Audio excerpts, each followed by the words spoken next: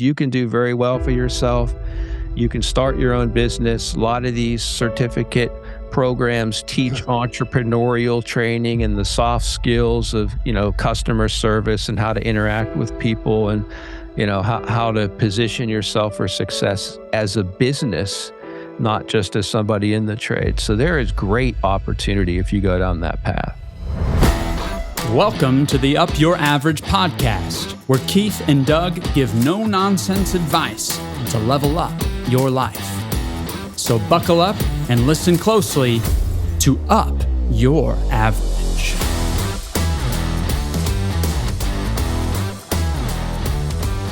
Good morning, Doug. Hey.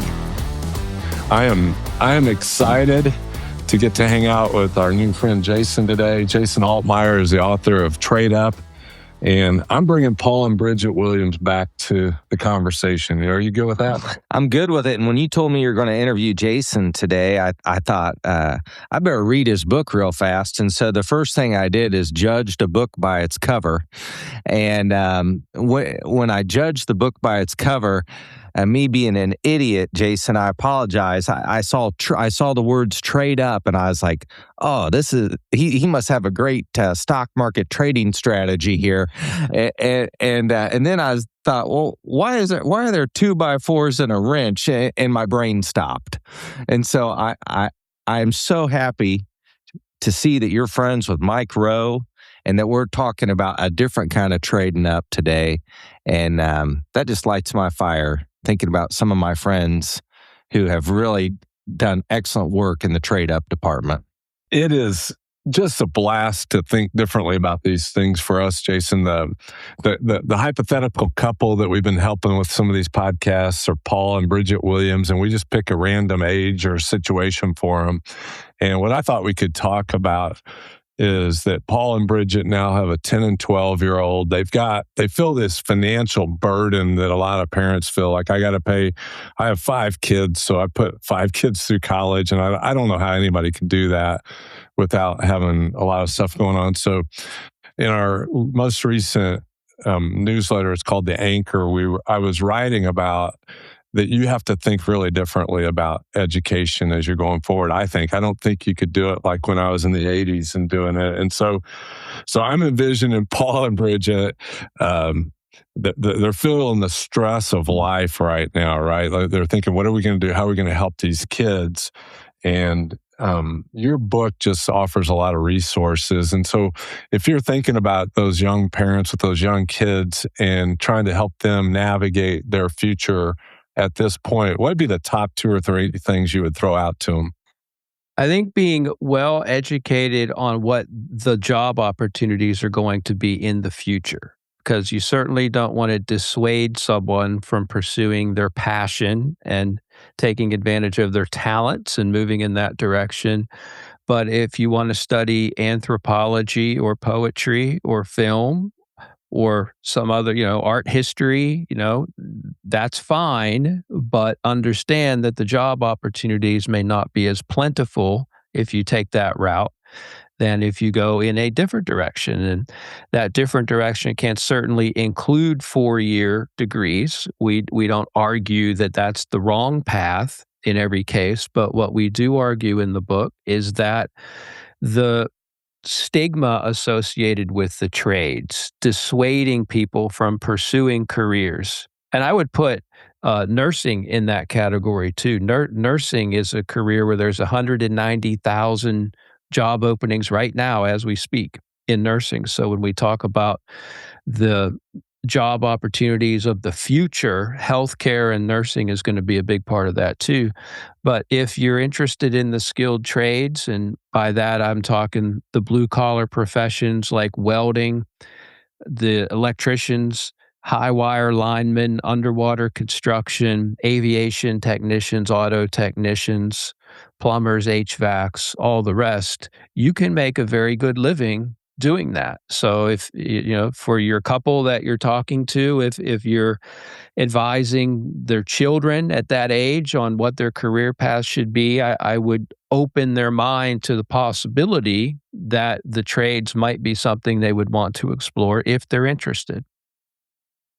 In my day, and I'm the old guy on the show today, but in my day, I had shop class, and we even had home economics class that the young men would go into, and so are there avenues to get these young people on ramp to at least open their minds to the possibility of these?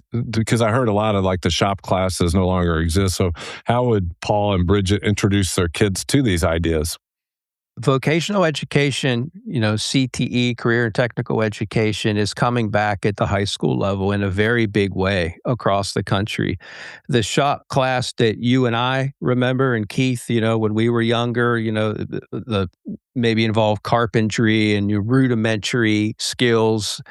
Honestly, a lot of those classes were, designed for folks who didn't have an interest in education and 4 years, and it was viewed as sort of the lesser path. And thankfully, we've moved away from that as a country, and we've recognized that there's great value in the trades.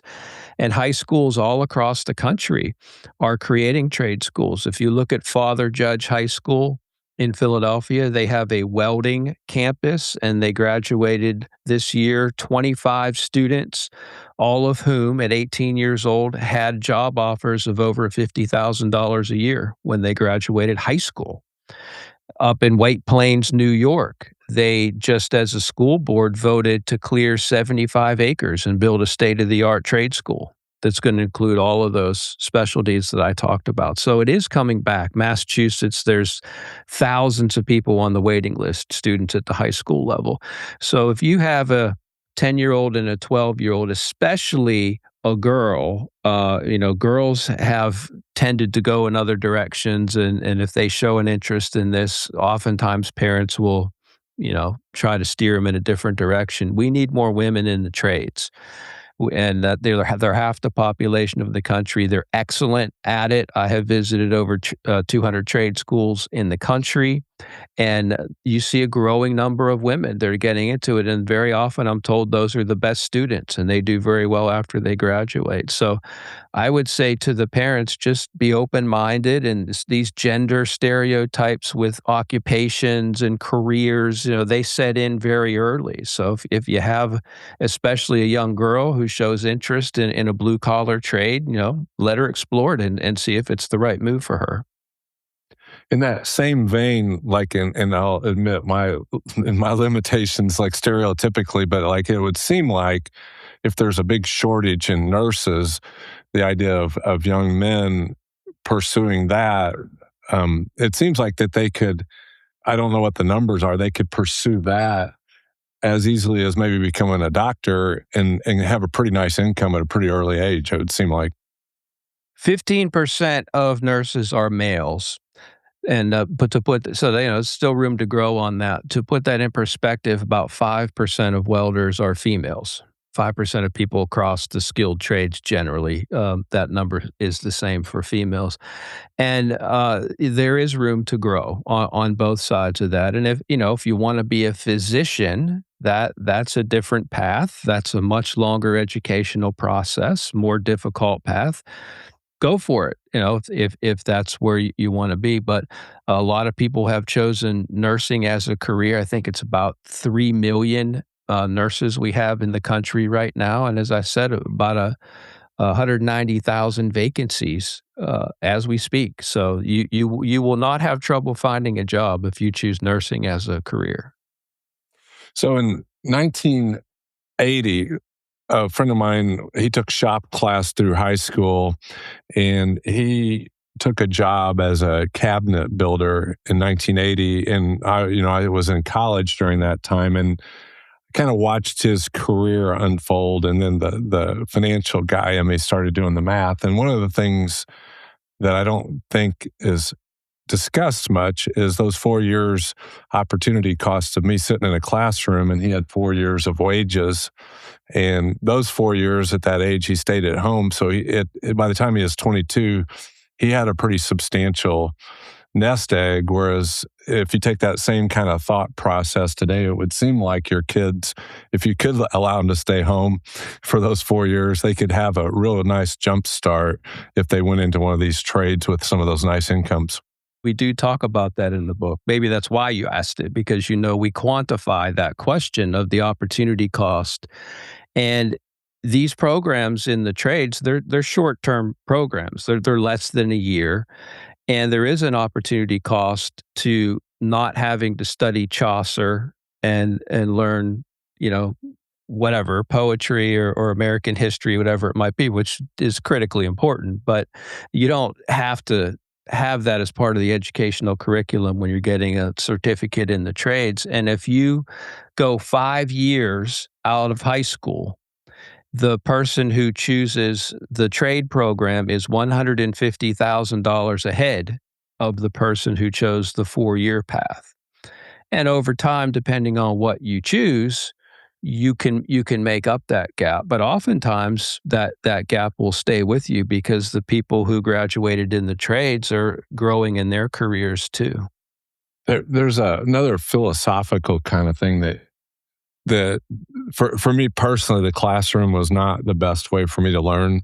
And so with my skills, I underperformed on a grade rather than what I could understand. I don't know if that makes sense or not. And one of the things I've observed with the classic education system is it's catered to a certain idea of what's important to know.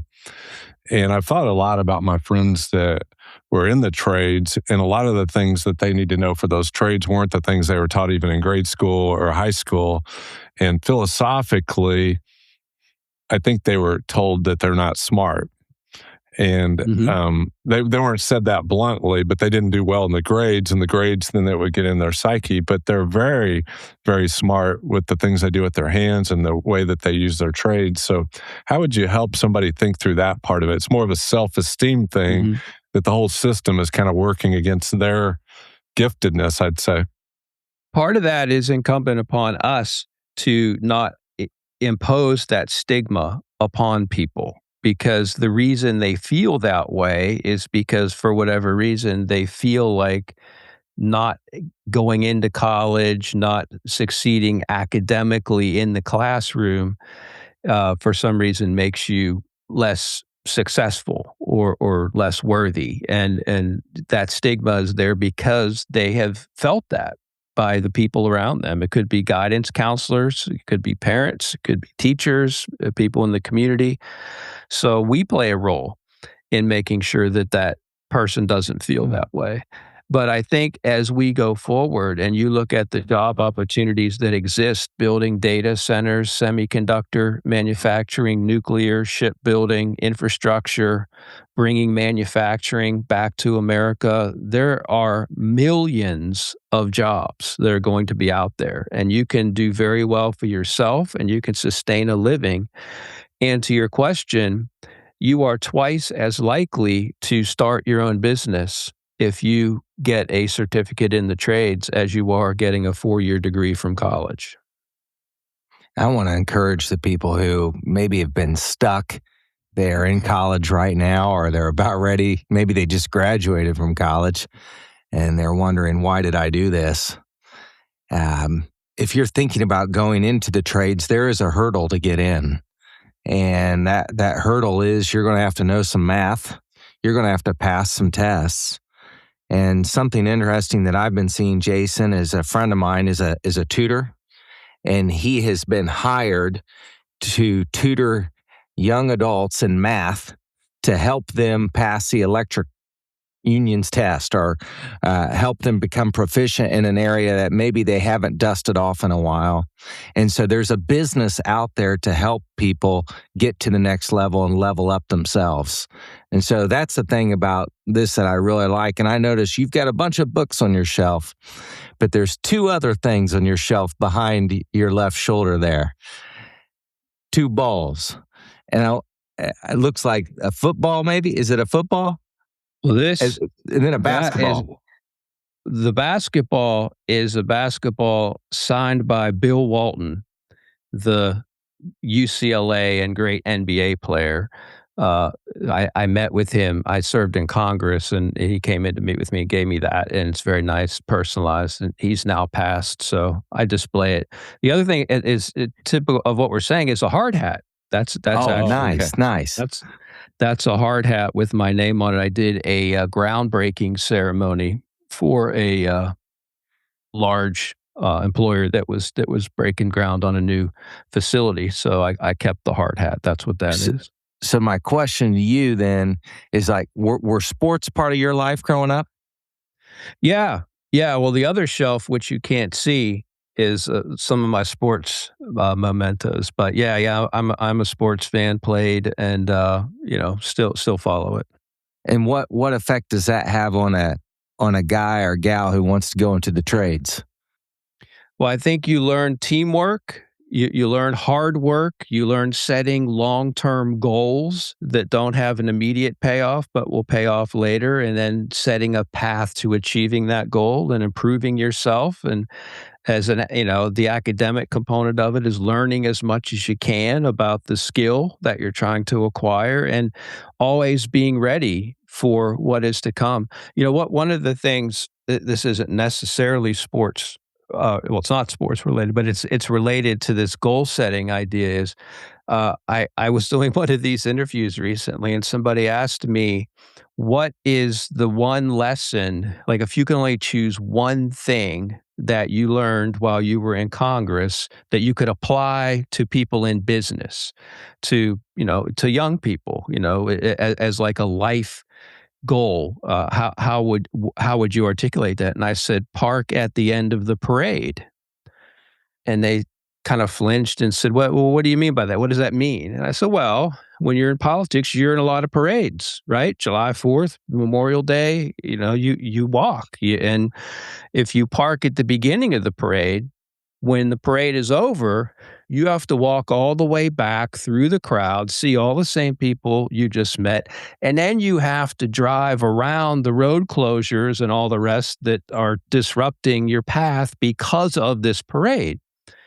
And the person interviewing me said, well, okay, that's interesting, but is that really the most important life lesson that you would give to a young person? And I said, yeah, because it's not about the parade at all. It has nothing to do with the parade. It's about planning. It's about setting yourself and putting yourself in position to move forward and clearing the obstacles from your path and doing everything that you can to be ready to move when your opportunity comes. So, sports is kind of like that too, where regardless of how successful an individual may or may not have been in sports, the teamwork aspect and the goal setting and the hard work that goes into achieving that goal, that's all applicable to business and in life. I think that kind of bleeds into what we were talking about with Paul and Bridget and a 10 and 12-year-old, that they need some time as parents to get out of the paradigm that they've been thinking most of their life. Like, how do we help our kids, not necessarily say they have to go into the trades, but how do we get informed well enough as parents to help them open that as a possibility? One of the things that we talk about in the book is creating statewide databases and regional databases with accurate information about what the job demand is in your region and in your state, and what the career path is to get there. What's the educational pipeline that you have to go through? And then what realistically can you make as compensation in that role? And that really doesn't exist right now. So when you're sitting with a guidance counselor or you're the parent of those two children and you're sitting down with them and thinking through what path they want to take from an educational perspective, you can Google things, but there's really no central resource that has all of that information. Well, let's take a look. Where we want to live in Indianapolis, where are the jobs? What's happening in Indiana? And if you want to pursue a career in those jobs that are in the most demand, what does that look like? What does your educational pathway look at? What's it going to cost and how much are you going to make? So I think for those two children, that's really valuable information. I was, I thought I misread part of the book there, and I forgot which of the individuals it was, but somebody got a job in Indiana building submarines. And I'm like, oh, yeah. I didn't even know that was a thing. Yeah, he worked. I forget. That was one of the students that we profiled, but there was a company in Indiana that was a defense contractor that he worked for. Yeah. That's one of the big needs. Mike Rowe talks about it all the time, about building subs. There's 200,000 job shortage in the next 10 years. So 20,000 a year on average job openings that can't be filled. Fewer workers that we're producing than there are jobs available. 200,000 over 10 years. So, Jason, one of the things that Connie and I did when our kids were in high school is we hired a career consultant to help assess their personalities and direct them and give them help narrow it down. Because I think where I see a lot of what you've written about is that we believe that everybody is gifted and has value and purpose. And a difficult thing for people is, what am I supposed to do when I grow up? And so that career counselor we hired was really helpful in saying these are some things out there. And just as the entrepreneur in me, when I was reading through your writing, I thought, man, there's a lot of resources here. And if somebody made themselves a consultant, not just the database you're referring to, but if somebody made themselves a consultant to help in these areas too, if they became familiar with all the resources, like the idea of the Pell Grants for trades, I had no idea that was even a thing. Yeah, that's new. That starts July 1st of this year. For the first time, people can use the Pell Grant for short-term programs. So that'll be for things like heavy equipment, could be phlebotomy in healthcare, high wire linemen, truck driving, students who pursued that. And oftentimes those students come from low-income backgrounds, disadvantaged populations, don't have access to resources to pay for those type of programs. Having the Pell Grant accessible to them, do a short-term program, and as we were talking about, get out into the workforce, start making money, that's really valuable. Jason, I'm guessing you have a high education background. Am I right? I have, people always ask me this because I have 3 degrees. I have a doctorate, a master's, and an undergrad. And they always say, well, how come you didn't follow your own advice? And, I did follow my own advice, right? I had a passion and a career trajectory that I had in mind, and I've worked on it over years. And I can't do the things that we're talking about. I'm not the person, who can go and fix things. And if you heard my Mike Rowe podcast, this, right? Like when the filter goes out on the refrigerator or something happens around the house, I'm the first one to say, call the guy. Get somebody in here that can fix it. And I really admire people who can do that and use their hands and see the fruits of their labor.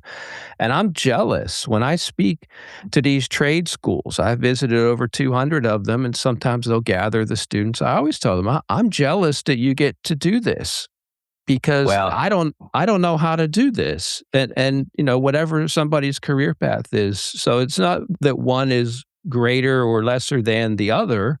We're all living on this planet together, and you choose your path, and we just want to make sure everyone is able to pursue whatever career is of interest and most appropriate for them. Man, I love how you answered that because I'm the same way. And except I'm not a doctor and I'm a C student. But I love that you have no doctor title in here. You're just Jason, and I appreciate that. And I love the way that you respect other people's passions and God-given talents.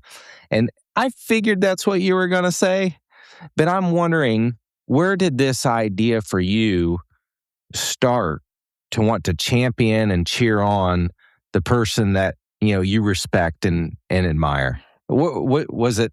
Something that sparked a couple years ago? Was it something maybe you learned from your mom or dad, or what was it that really sparked this interest to cheer on the next generation? I do have a co-author, Riley Burr, and we work together. I lead the National Association for Private trade schools and career colleges.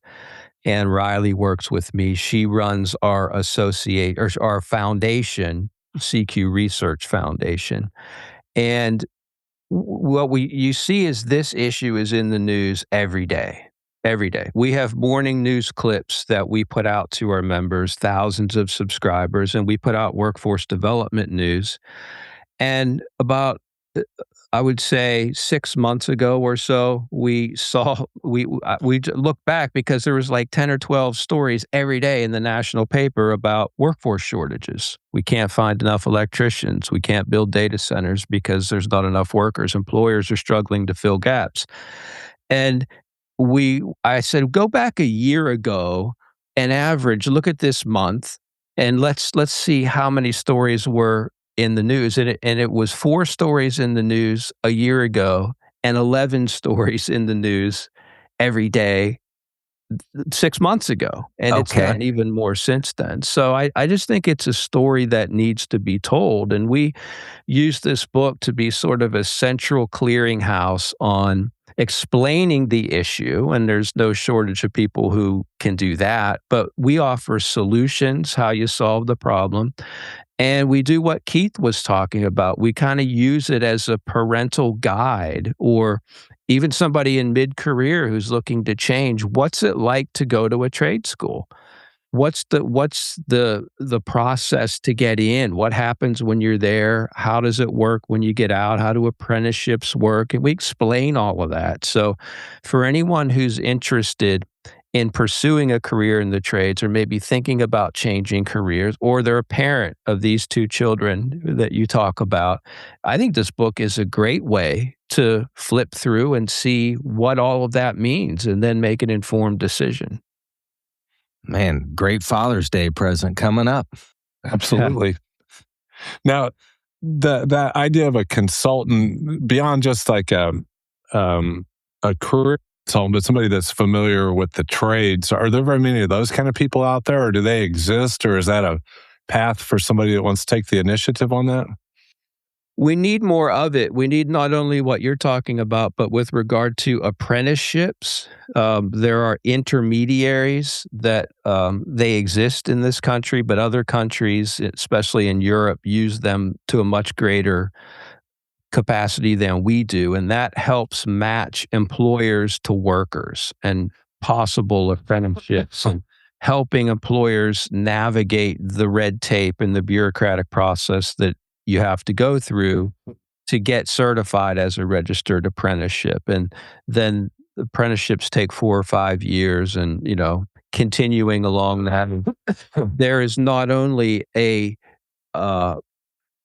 cost, a direct cost to that apprentice being there. You have to pay them, and they're not, in the beginning at least, as productive as the pay that you're giving them because they're new. That changes over time. But there's also the instructor and the mentor who's a paid employee who's now having to spend a lot of time with this apprentice, and that kind of reduces their productivity too. So there's an opportunity cost as well as a direct cost. But in the end, it's very valuable to have apprentices. So having people out there as intermediaries that can help employers and workers navigate that process, we could use more of that. That was one of the things I wrote down, Jason, is that we as a firm, I don't think we do internships anymore.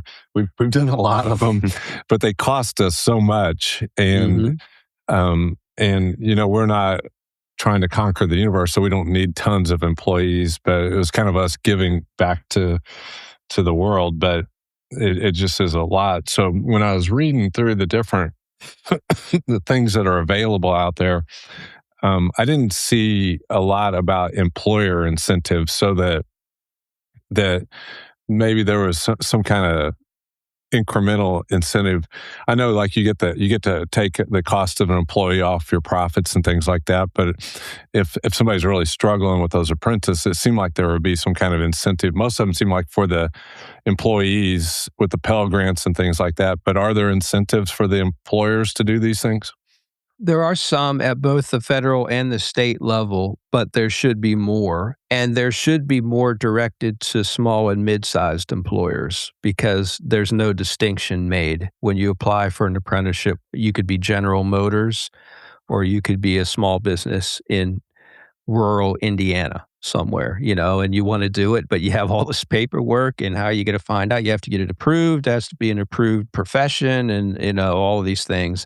So helping especially smaller employers through grants and tax credits and things like that is really, really important. And then there's also the idea, even moving aside from apprenticeships, of employers being able to offer pre-tax benefits to employees who want to pursue upskilling. You don't want to Yeah. lose your employees, of course, but you want them to be as well trained as they can possibly be, and there's a cost to that. So helping employers navigate that is important.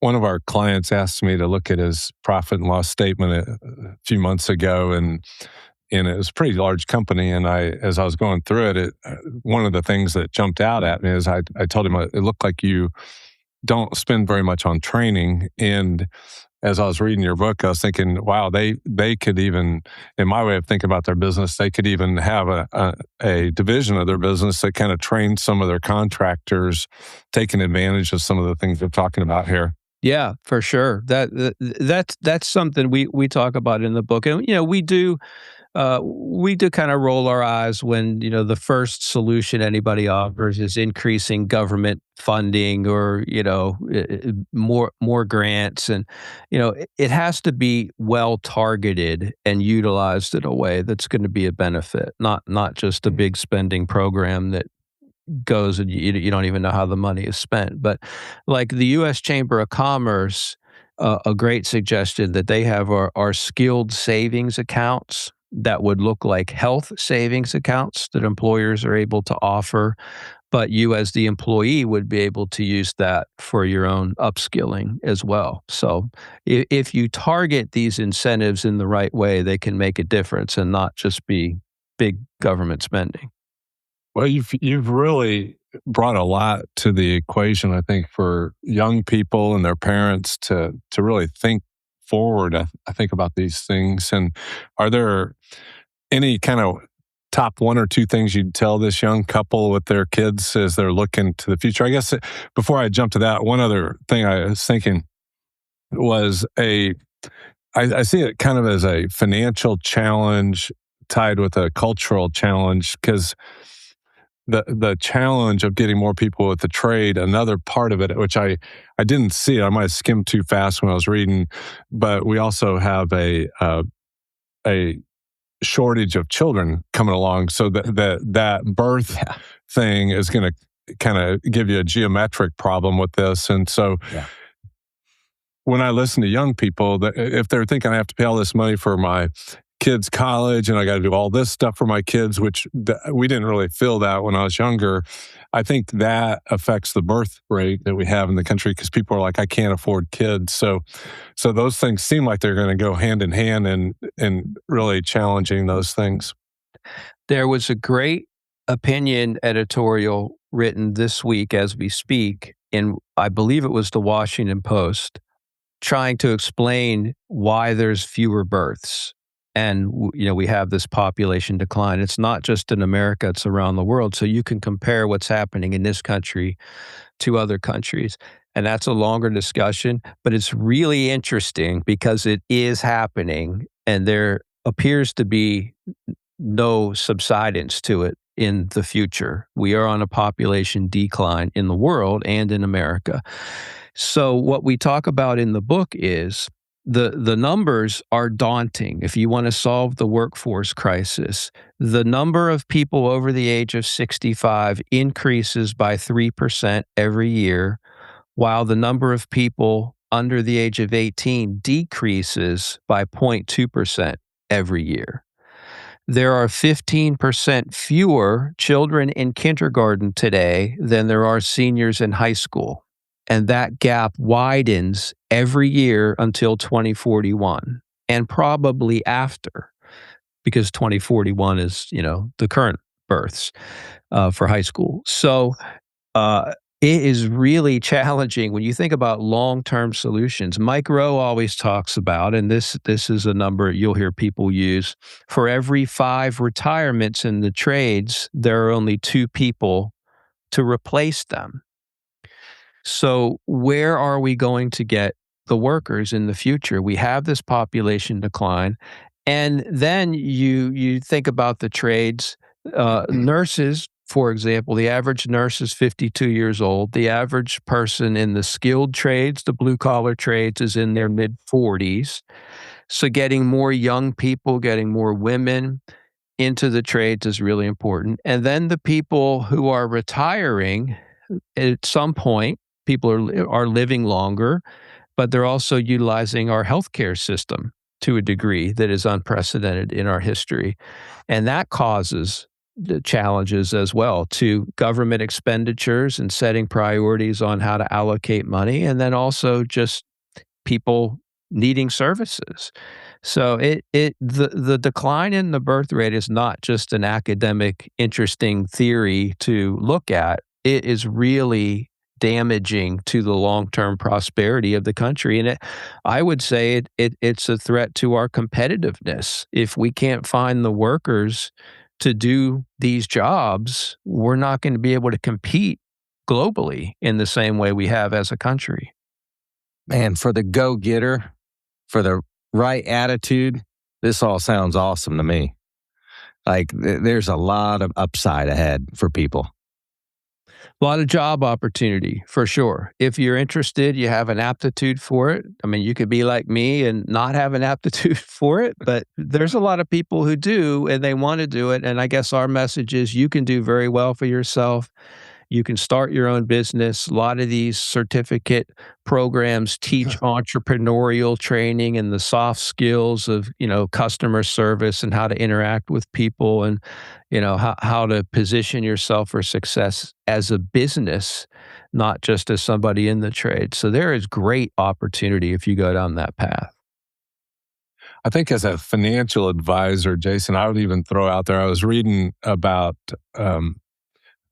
Kyle Busch's charity, something like Bundles of Joy. And I would throw out there to those young people out there, don't be afraid of the trades. Don't be afraid of having a bunch of kids, because those things are all valuable. They will make the world a better place. And so I didn't really mean to jump in on the birth thing, but I just think as a dad of 5 kids, I can't think of anything greater that's happened in my life. And I think encouraging young people to think differently, not only about careers, but about their families and what matters is a big deal. It's really it's been an honor for us to hang out with you today. Thank you. I appreciate that. And I did hear, we had the technical issue in the beginning. I did hear, Keith, you talk about the cover of the book. And as you can imagine, when you pour your heart into this, again, my co-author Riley and I, we worked for a long time and did a lot of research, and you want it to be perfect. The cover is really important.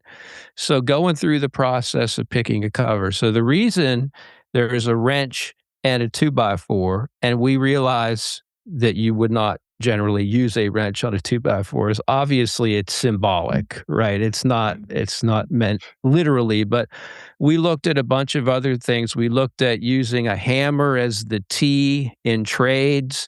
We looked at having a tool belt at the bottom. It just, I don't know, we wanted to be clean and sharp and easily decipherable, and we felt like that was the best way to send the message. So I get what you're saying, but it's more symbolic than meant to be literal. Well, we are just honored with your time, and thank you very much. And we just wish you the best in cheering on our country. Yeah, and congratulations. Thank you both. Good talking to you.